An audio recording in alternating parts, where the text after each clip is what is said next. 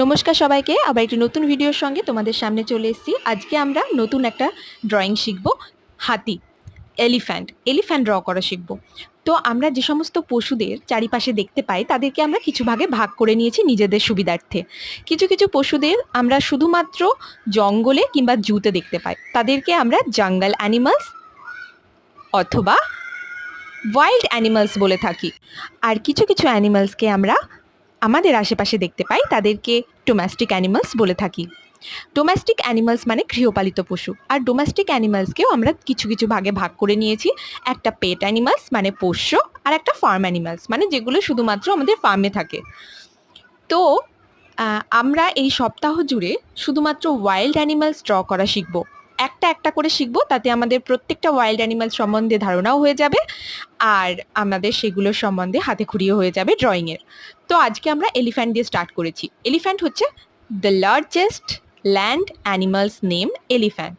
আমরা সবাই প্রত্যেকে জানি এলিফ্যান্ট সব থেকে বড় পশু, জঙ্গলের মধ্যে সব থেকে বড়। তো এলিফ্যান্ট দিয়ে আমরা স্টার্ট করলাম। এখানে আমি ছোটদের জন্য খুব ইজি একটা কিউট অ্যানিমালস ড্র করেছি, যেটা এলিফ্যান্টটা ড্র করেছি। আর দুটো প্রসেসেও আমি এলিফ্যান্ট ড্র করেছি। যারা একটু বড় এবং যারা ড্রয়িং সম্বন্ধে জানো তারা ওগুলো করতে পারো। তো যে সমস্ত মায়েদের কাছে যদি এই ভিডিওটা পৌঁছায় কিংবা বাড়ির বড়দের কাছে, তারা অবশ্যই আমার চ্যানেলটা সাবস্ক্রাইব করে নিও, কারণ এই সপ্তাহটা খুব ইম্পর্টেন্ট হতে চলেছে আমাদের ছোটদের জন্য। কারণ এই সপ্তাহ জুড়ে আমরা নানা রকম অ্যানিমালসের স্কেচ শিখব।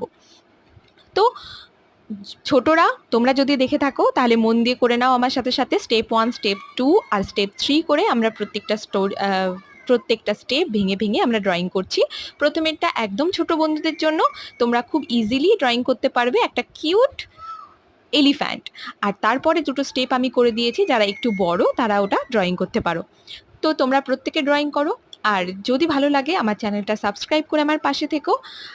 আর তোমরা সবাই ড্রয়িং করো, তারপরে আমরা এই ড্রয়িংয়ের কালার নিয়ে আসবো, এবং কালারটা কেমন হয়েছে তোমরা সেটাও জানাবে। আর আজকে স্কেচটা শিখে তোমাদের কেমন লাগলো সেটা আমাকে কমেন্ট করে জানাবে। এই সপ্তাহটা কিন্তু খুব ইম্পর্টেন্ট হতে চলেছে, আমি বারবার বলছি তোমরা আমার সাথে থেকো, তাহলে প্রত্যেকটা অ্যানিমেলসের ড্রয়িংয়ের নলেজ আমরা পেয়ে যাব।